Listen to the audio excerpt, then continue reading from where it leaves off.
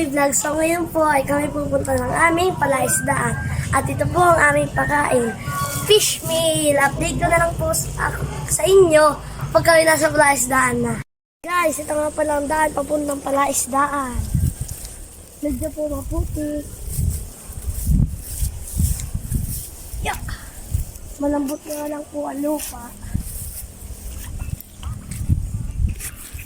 Dala tayo ito. Kasi ito yung daan guys, napakain na. Dadaan pa tayo din eh. Galingan mo. Dahan. Pabalagbag ang Wow, galing ah. lipat yung tungkod. Ba't dyan? Yan. Okay na siya saan.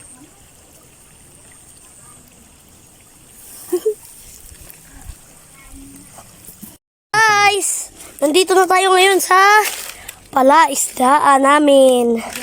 Na ito guys, oh.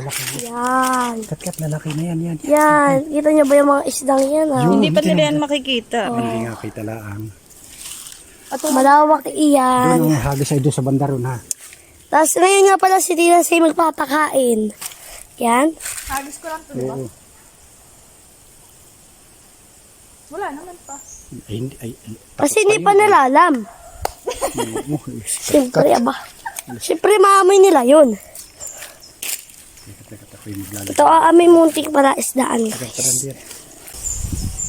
Yan po. Nagagasa po si tatay ng fish meal. Malawak po yan. Napakahirap po ng daan.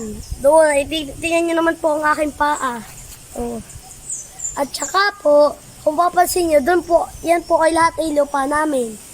Marami po diyang tanim. May kakao, may saging, at marami pang iba. Wow. Dati po doon ang bahay nila nanay ng aking lola at lolo. Wow.